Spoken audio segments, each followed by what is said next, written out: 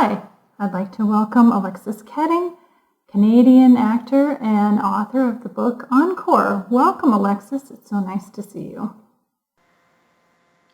Hi, thank you.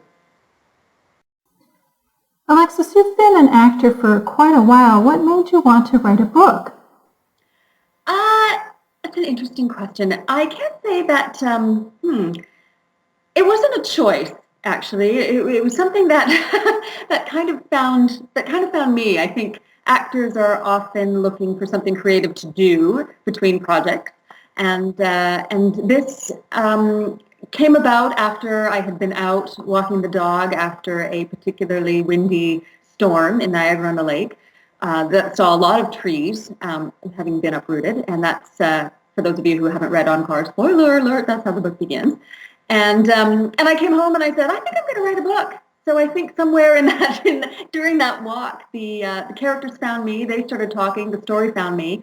I didn't really choose, I guess, to view its potential for what it was until I had gotten about 100 pages in. And I think that sort of comes from the fact that a lot of people say, oh, if I don't like a book within the first 100 pages, or if it doesn't grab me in the first 100 pages, I just throw it away. So I hit that 100-page mark, and I thought, oh my gosh, I think I might really be onto something, or this might really have some legs. And that's when I really started to give it the attention that it deserved, started to make time for it, to prioritize, to find time to write every day, and really see it for what it was. In your book, you refer to the fact that non-actors think that memorizing lines is the hardest part of acting, when really it's becoming the character. Is there anything else that those of us who are not actors don't really understand about the job?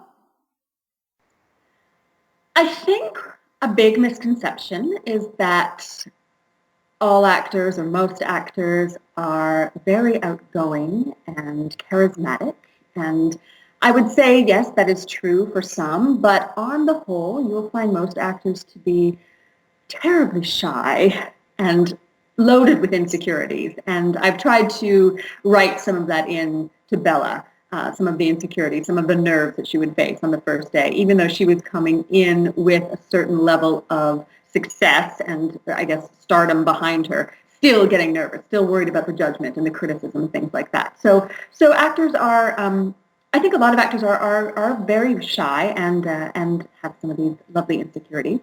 I think something else that is a common misconception, I think a lot of people think, oh, anybody can be an actor. But there's a lot of training. Good actors go through a training program just like anybody would go through a training program for any profession.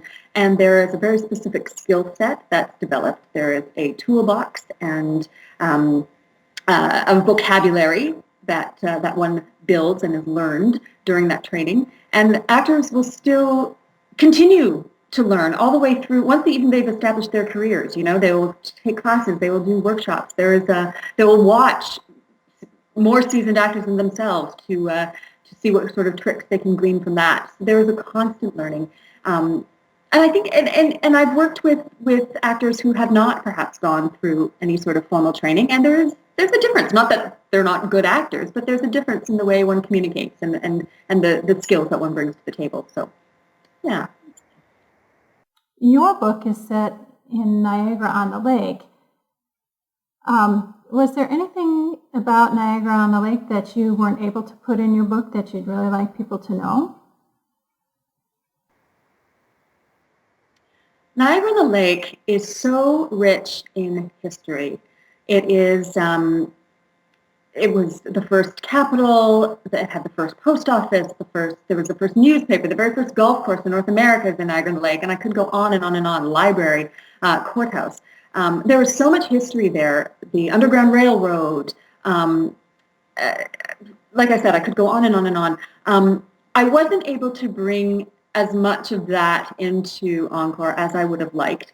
And I think part of it was because Bella was new to the town, and she didn't know those things herself. So when you're writing in first person, you are somewhat limited by the fact that you can really only write what the character knows or is experiencing.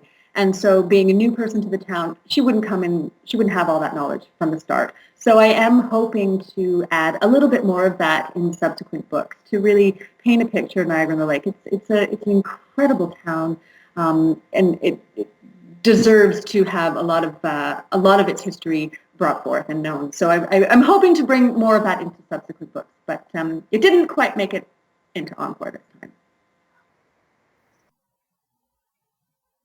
I particularly like the character Moustache. Can you talk about the inspiration for him? I'm going to show you the inspiration for Moustache, and if he's going to participate, and I don't know if he will, because he can be a bit of a grouch. He's 13, well, he'll be 13 very shortly, and hey, can you want to sit up? This is my rescue pup. And we rescued him 10, 11 years ago. I don't know anything about his breeding or his heritage or parentage or history or anything like that. So like Moustache, he's a one of a kind, and that's why I couldn't be breed specific about Moustache in the book. Grady does everything he can to make me write solely about Moustache. So fortunately, I've been able to sneak away and write actually about Bella and the other characters as well. Otherwise, the book would be entirely about the dog. But yes, Grady is 13. He's a rescue. Moustache is ageless, and he will remain ageless because I can't bear the thought of writing him out. It's hard. So unless I get into book 22, then we'll have a problem. Then we'll have to deal with it. But for the meantime, Moustache is safe. Relatively safe. What can we look forward to in the next Bella James novel? Well, from what I've been hearing about people who've read Encore and who've liked it, the things they really like is how funny it is, and also how moving it is at times as well. So I really want to keep elements of that, find the humor, find the heart. People have also told me how much they enjoy the little sneak peek into the backstage life of theater. So I will continue to build in some of those mysteries, or debunk some of those mysteries, as it were. For example, the stage kiss and what is that all about? So that's the plan for the book, to include some more backstage looks at the theater. As for the story itself, I can tell you that it is the working title is Triple Threat. And as I did with Encore, I provided a double meaning at the top of the book. So in this case, a triple threat, the word indicates that there is something that consists of three parts. That is probably a declaration of an intent to cause harm or punishment or injury.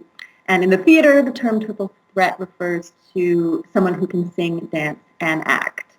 So there's a little teaser. And there will be some romance. And we'll get into more of Bella's growth. She battled some of her own demons in the first book, and so we're going to check in to see how she is settling in. Her friendship with Jeffers continues to soar, and of course the dog. And there will be a cat in the second book as well for you cat lovers. Well, thank you so much, Alexis, for your time. It's really been a pleasure, and I wish you all the luck. Yes, well, thank you so much, Lisa. Thank you so much for having us on this.